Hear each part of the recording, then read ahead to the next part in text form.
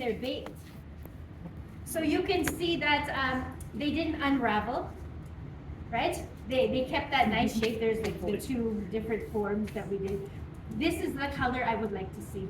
This was about, in the mechanical rotating oven, it was about between 25 and 30 minutes, but it depends on how thick you rolled it. I saw some of your pastry might be very, very thin, in which case it will be less time. But this is the color that I'd like to see, okay?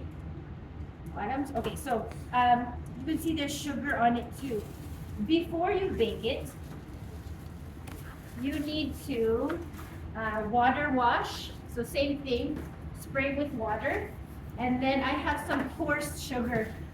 It's over there in that Cambro, and there's two spray bottles. And you're only spraying the top. Just lightly spraying the top, and I'm going to dunk it, just that top surface, in the coarse sugar, okay?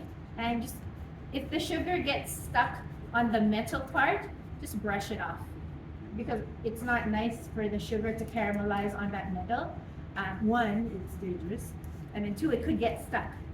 So you're going to just lightly spray and then dip the top, removing the excess. I've set the mechanical oven already to 400. You'll notice that the temperatures are always really hot for puff, because we want steam to be created, right? In order for this to like rise and be puffy, this won't rise as much because we rolled it super skinny and we docked it like crazy. But we do want it to be flaky still. So it's important that that temperature is quite high, okay? Any questions about this? So maybe some of you start this, some of you go to the sheeter, and then once everyone has baked and rolled out, I'll demo the assembly of the vol au vent, pithivier, and jalousie. Sound good? Okay, chef.